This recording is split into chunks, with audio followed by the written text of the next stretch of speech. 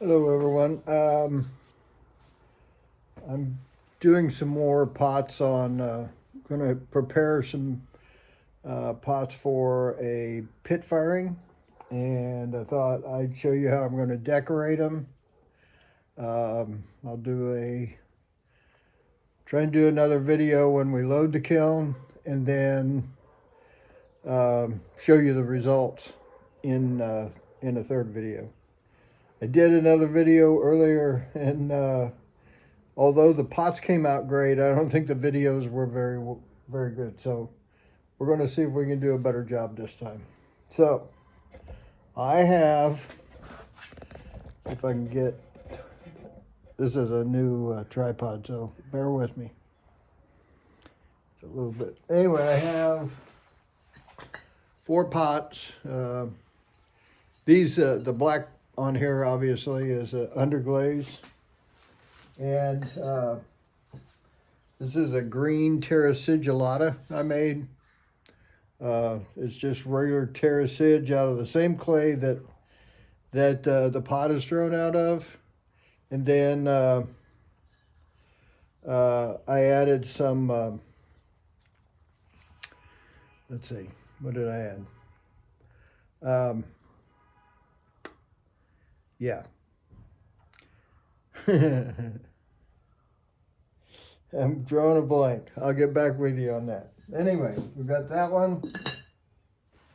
We have a yellow one that I'm going to put some ferric chloride on. Probably some copper and stuff.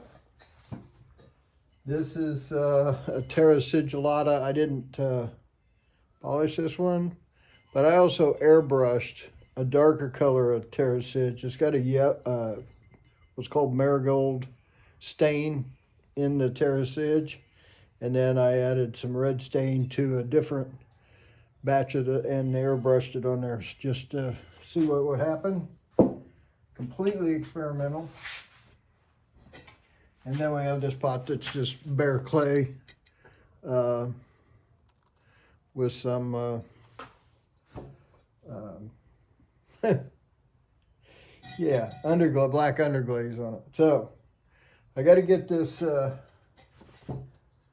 this thing turned down so you can actually see what I'm doing here. So this might get a little jumpy, because I thought I was down low enough, but I don't think I am. There we go. Maybe that'll work. All right. Sorry for the shaking. On this blue one, I'm not going to do anything with these where the underglaze is. I'm just going to fire that separately. But on this one, I'm going to use some copper sulfate and aluminum foil sagger, and see what we come up with. So let me get the aluminum foil going here.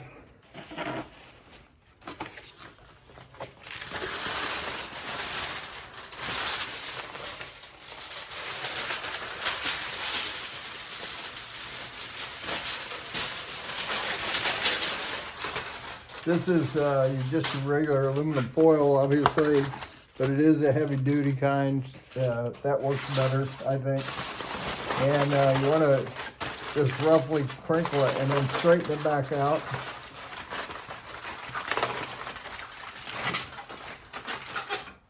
It gives you some nice creases and stuff, so different parts of it touch the pot. I'm doing something else different I saw on the internet. Here it is. This is spray glue. Oop. I'm strong enough to get in it. And I was spraying it directly on the pot, and then just wrapping it with stuff. But this time I'm going to spray the foil, and that way any residual glue won't be actually on the pot. It'll be on the foil. So we'll see how that goes. This is all like a learning curve to me. I got some powdered copper sulfate here.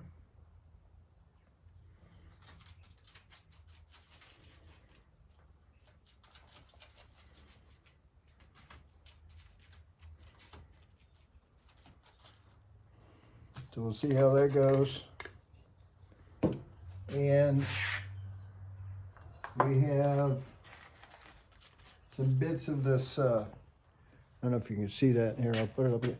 It's a copper mesh, and I just cut strips of it. I don't like it just in a strip though. We're gonna wad it up, and then you'll get some variations. I got a few pieces of it here. It's really actually pretty inexpensive. It's used, I mean, what they suggested, the use of it was to keep bats and other, like squirrels and bats, out of your attic. You shove that up in the, comes in a roll like this. You just cut off what you want. I'm also going to, I really liked what this steel, this is like quadruple-aught steel wool. And I really liked it when it was really stretched out thin. So we'll put some of this on here.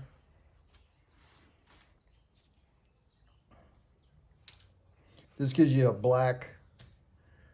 The copper carb, you can get some greens.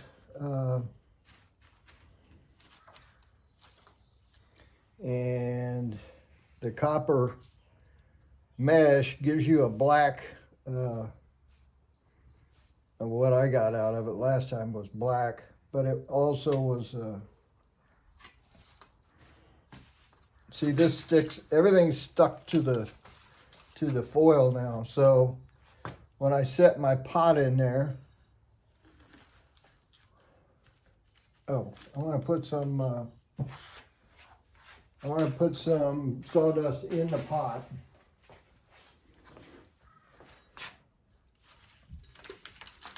That should carbonize the inside of the pot.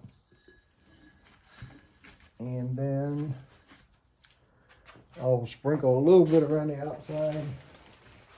Very little, because I don't want a bunch of black.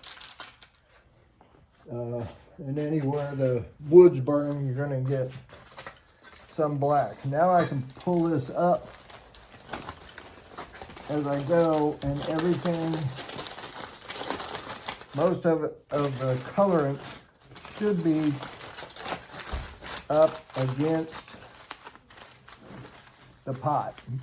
So there's one. That's a pretty quick way to do that, actually.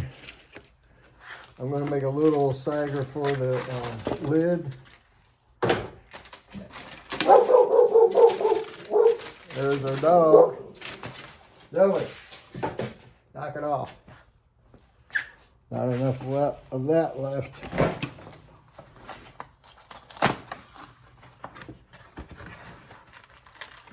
I really need to find a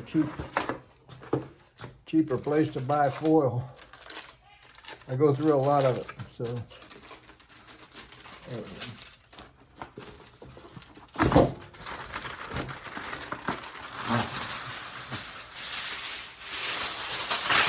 This one I'm just gonna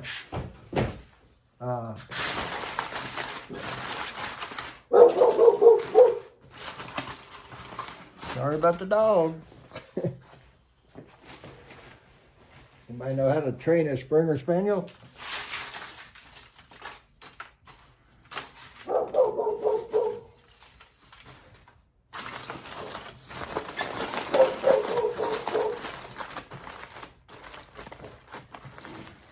Okay, that's two. Well, one.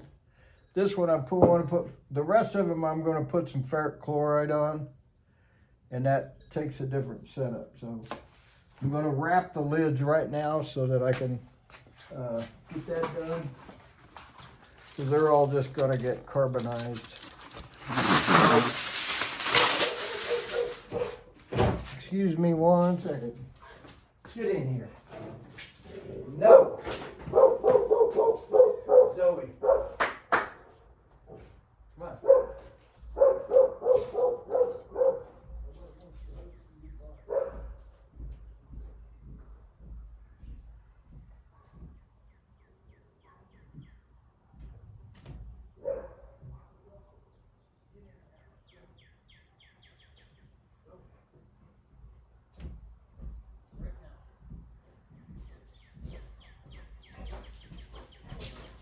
In the house.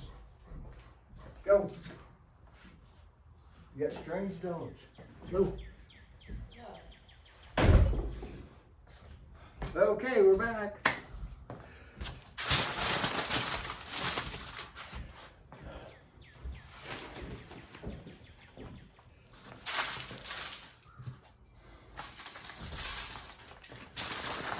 I'm making a video of him.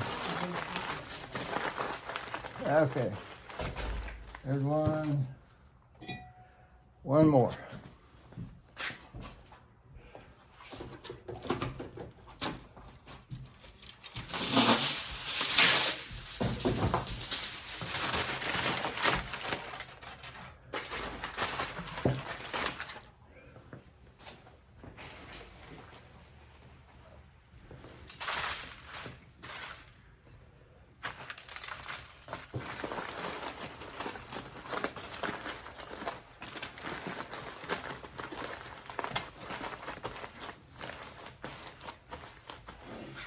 Okay, I've got a box down here,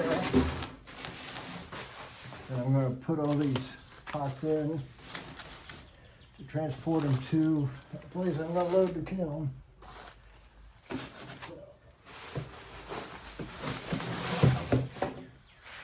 Okay, ferric chloride. When you do the ferric chloride, stuff is actually used to etch metals, so you can't have your aluminum foil come in contact with it while it's wet. So I'm just going to do my aluminum foil setup first, let the pot dry a little bit, and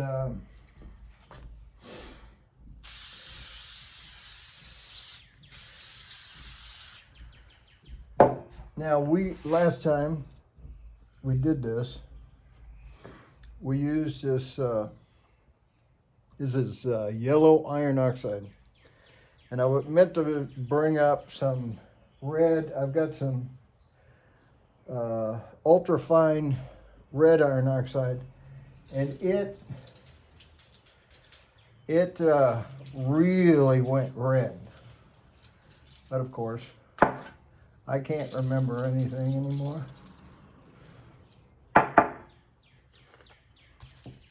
So we're going to use the yellow. You'd think that iron oxide was iron oxide, but evidently not. I'm going to use a little regular table salt. Oops, upside down. Yeah, table salt. I put all these in shaker bottles thinking it would work real well, but turns out not so much. And then I'm using some common, just regular table sugar. You get some carbon from that. Been in there a while. So a little sprinkling of that goes a long way. Okay. I think that's all I'm going to put in there.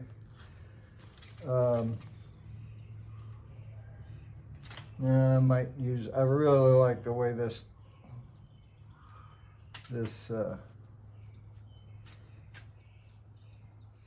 steel wool works. So we're going to try putting a little bit of that in.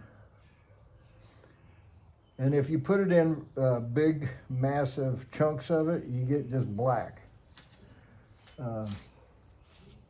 but I'll show you. I'm going to try and hold this up so you can see how much I'm putting on there. I mean, I've done like 12 pots with one piece of steel wool. So I don't know if you can see that. It's very light, stretched out about as far as I can get it. I'm going to set this aside. We'll throw just a little bit of combustible in there. So I got a little bit of sawdust on there. I'm going to set this aside somewhere. So I'm done with the ferric chloride. Okay, ferric chloride. Rubber gloves are an essential part of messing with ferric chloride.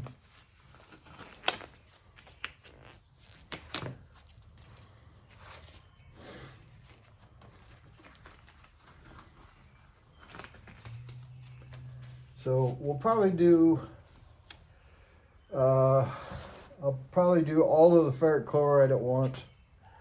So that, excuse me, better get up a couple paper towels to set things on when I'm done.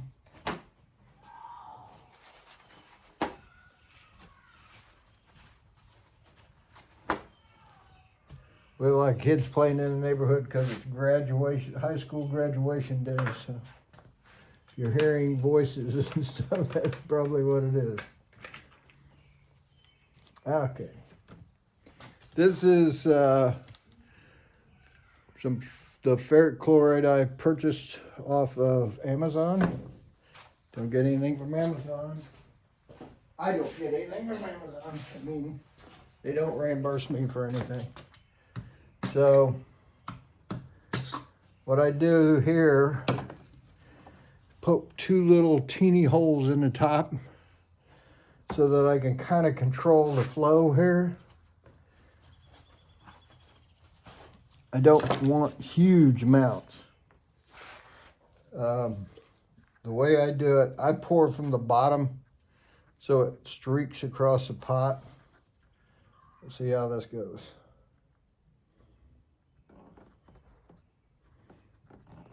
That's the kind of drip.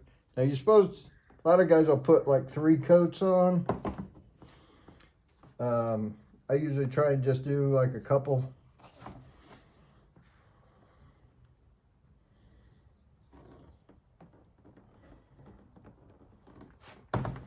I like the drips. And this ferric chloride, if you get it on thick enough, will go red. So I'm hoping to get some orange here and some, since this is a yellow pot, to get some orange and yellows and red. Now you just let it glaze over, you know, get dry, and then go over it again, and hopefully it'll run back down the same pathways. That's the goal.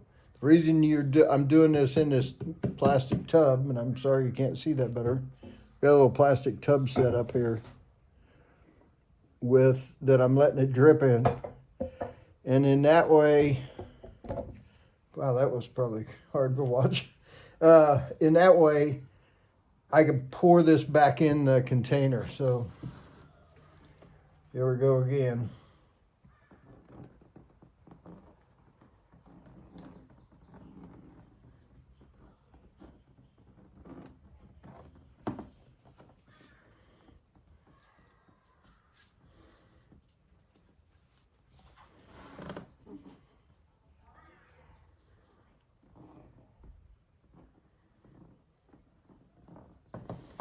All right, that's about the extent of how much I put on. A lot of guys will just drench the pot, but I want to see part of the original pot there. So I'm just going to turn this over and let it dry. I mean, this is the way the pot will sit, and we'll get these lines running up the side. Hopefully it'll turn red. Now this one is going to be pretty tricky for me to hang on to because it's so darn tall. Quick, Ralph. Okay, hang on.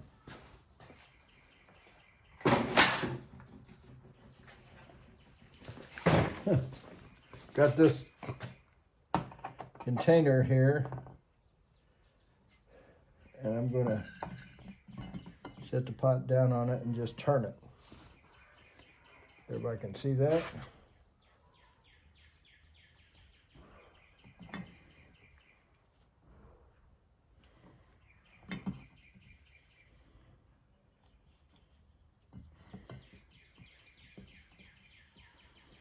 Now I did all this, obviously I did all this work with the terracage when the pots were green, and so, and they've been bisque fired, so you just don't want to get this terracage on there. One, it stains like crazy, and it will work on your hand. If it'll etch metal, I'm sure it wouldn't do your hands any good. So just letting that dry a little bit, and then we'll put on a second coat.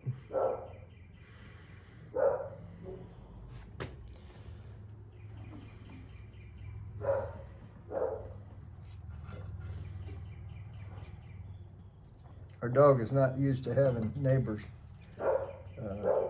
close by, so she feels like she has to talk to them, I guess.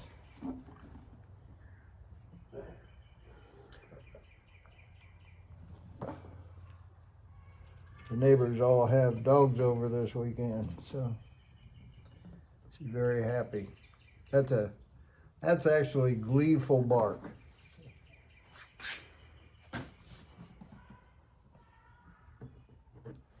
All right, so you see how that's going right over the top of some of the other, the airbrushing. So that may or may not look really good. I guess we're going to find out, right? That's how that works. This is all just an experimental trip down crazy lane. So I'll set that one aside. There's a lot of ferric chloride sitting on top of this pot. I'm going to drain some of that off different directions. It wouldn't dry in a week. Okay. One more. I think this one's too tall to even fit on my... Yep. So I'm just going to have to hold this one and see what happens.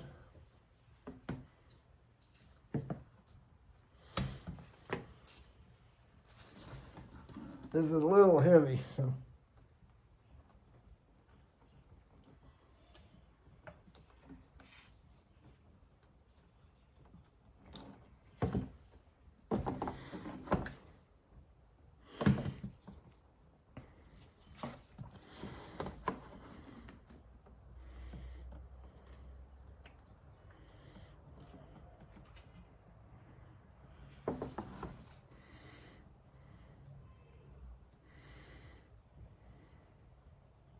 Now this pot obviously has the underglaze on the bottom, and I did burnish the raw clay, so it's pretty slick.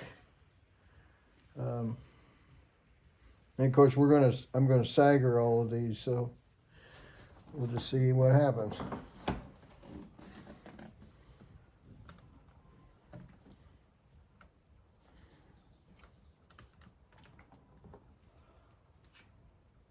That looks pretty good.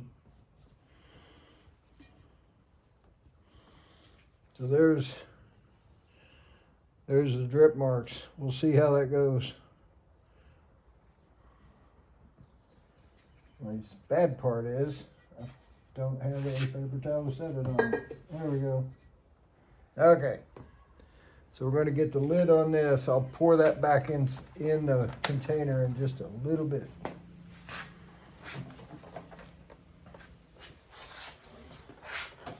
Set that aside. I clean off. I don't like to get the fingerprints, I don't think. I act like I'm an expert, but I did pit firings back, let's see, 50 years ago, but I just got back into doing them, so I don't know that much about it. So I'll tell you what I've been doing is watching the internet or watching YouTube videos. So I got to put some wood chips inside. I only put those in there to get the carbon to kind of smoke the inside of these things. Turn this baby over and get that over there where you can see what I'm doing. I'm just pulling these up around the outside. I'm trying to pull it as I go because everything's stuck to the foil. So we should be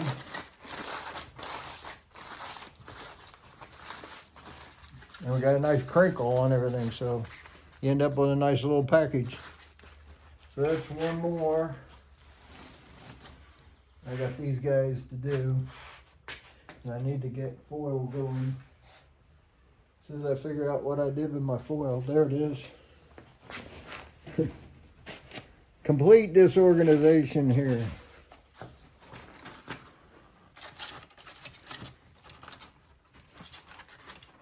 The harder one really does.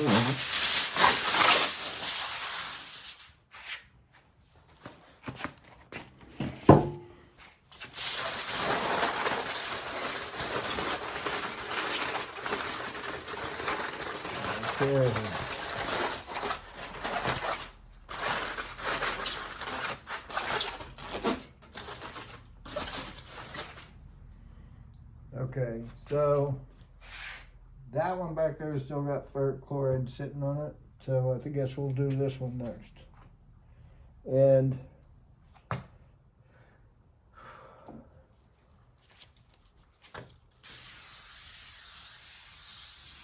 I really kind of like this idea of spraying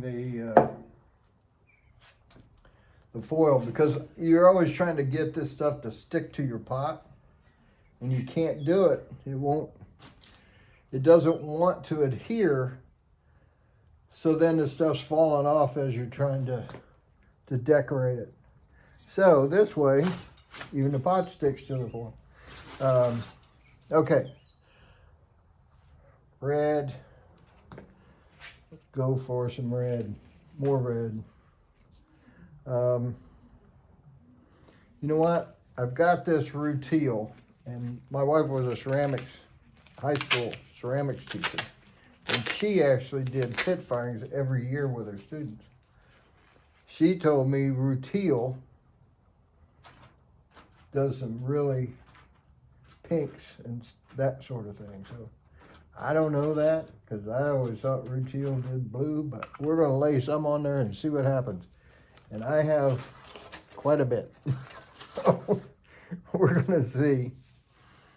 I'm going to go back to my iron, which is steel wool.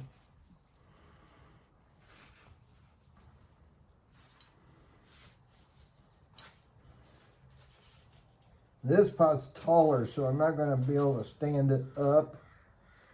I'm going to have to lay it crossways and see how I can get that to go. Now, what I did here, this is a piece of, got a whole roll of gauze, and I just took some of that yellow iron oxide, and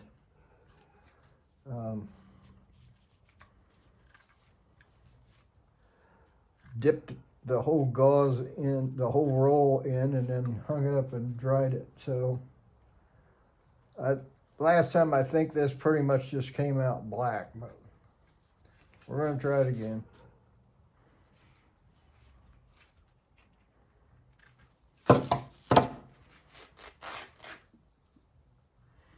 That worked pretty well.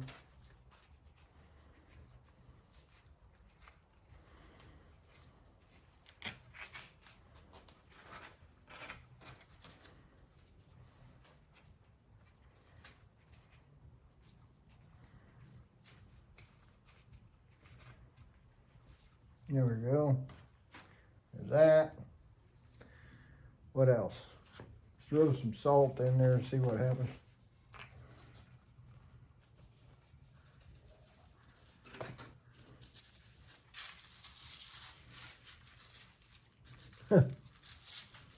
Those the salt container that I've got here was for minced garlic, and every time I open that container, it's pretty strong.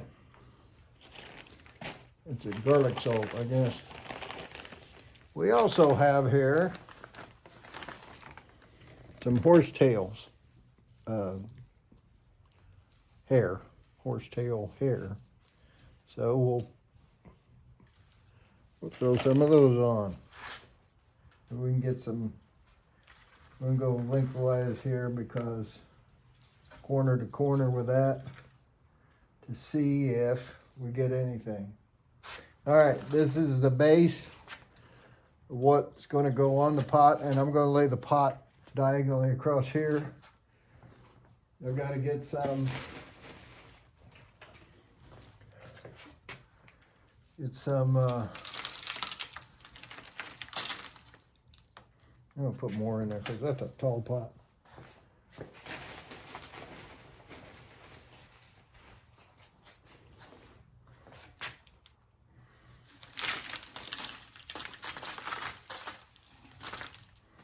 All right, we got maybe too much of that. Okay, let me get this so you can see, because I don't think you're seeing what I'm doing here. All right, so just have the pot laying in the center here, and I'm going to pull this all up and cover the entire pot. I may have to use a second piece of foil to kind of encase this. I think I'm going to. But all of the ingredients, I don't know if you can see this. There's horsehair sticking out the end of the sagger here. All right, so we'll put another layer of foil on there.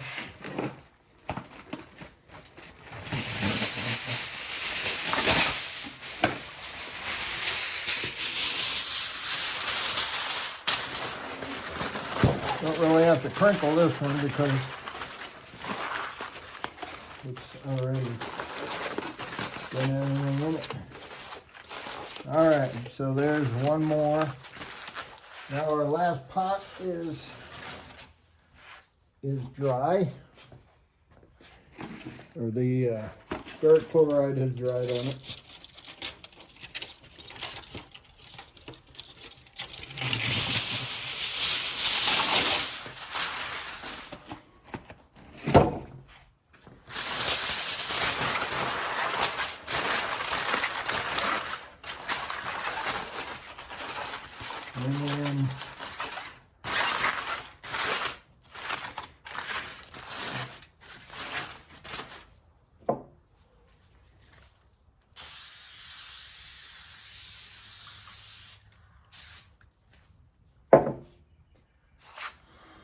Now, I got some copper wire here, just plain old copper wire. If I can, I guess I don't need to.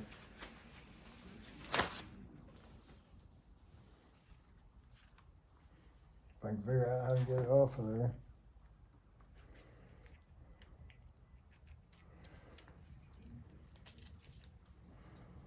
There we go. So I'm going to wrap that around this piece first.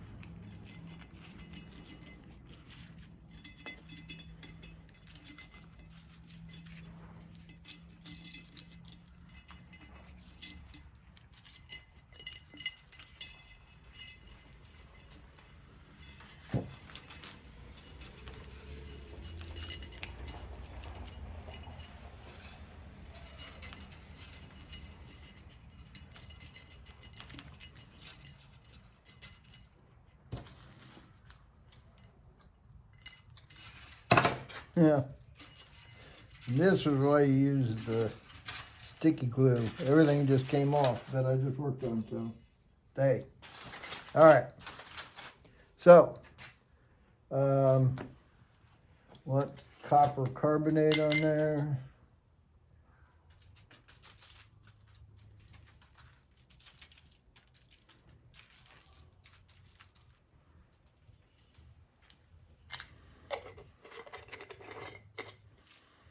I'm going to use some of this wire copper gauzy stuff. Now the amazing thing about this stuff is it's like a sock. I mean, so if you could stretch it out, but I don't want it all over the pot. So what I'm going to do is stretch this out and maybe just twist it as I put it in there. So, all right, what else are we going to put in here? We'll throw a little sugar on, because who doesn't like carbon spots?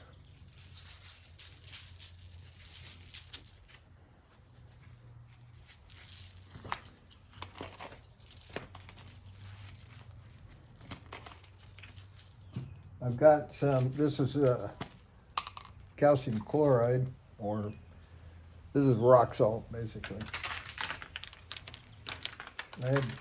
That showed up kind of with flare, like white flare spots, so we'll see about that. What else can we put in there? I have more gauze here. Oh, I know, we got some coffee grounds.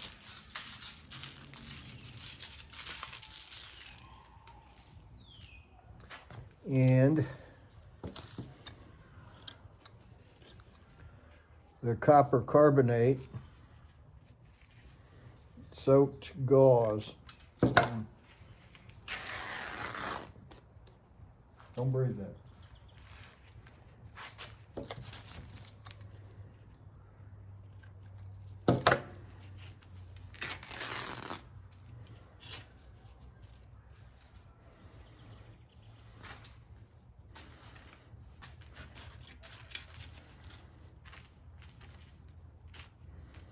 Okay, and I used up all my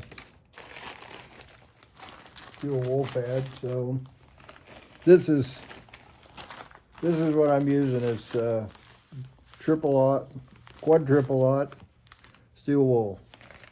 So, and I just start pulling off of one end, getting really fine strings of it.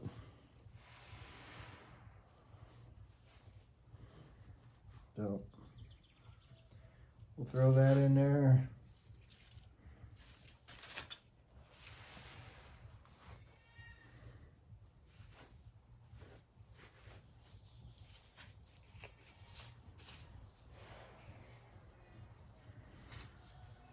And then one more. All right.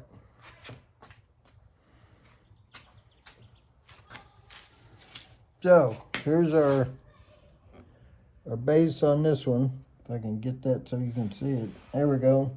Base on that one. And our pot's in the background there.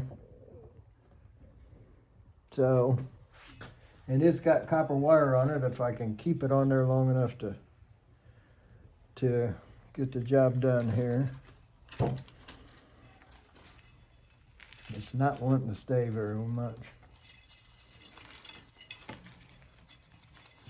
So, we'll just hold it on there best we can. Pull our color up around it. Oh, I didn't put any combustibles inside. We got to get that done.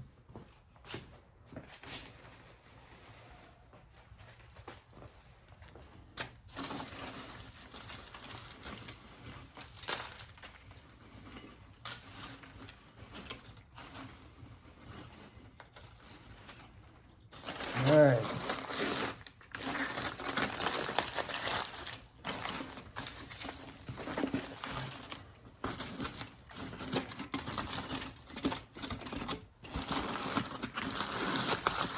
And like I said, we don't know how any of these are going to turn out until we fire them. So that's the last of that. And I'll try and get this back up where I can talk to you. A second. There we go. So we've got our saggers here. They're all decorated. All you can do now is cross your fingers. So hang in there, and I'll do another video tonight or tomorrow on loading the kiln, which isn't that exciting, and touching it off. We'll light it, and then tomorrow we'll get the pots out and see what they look like. So if you like this video, give me a thumbs up. Subscribe if you are so inclined, and we will catch you on the next one. So have a good day.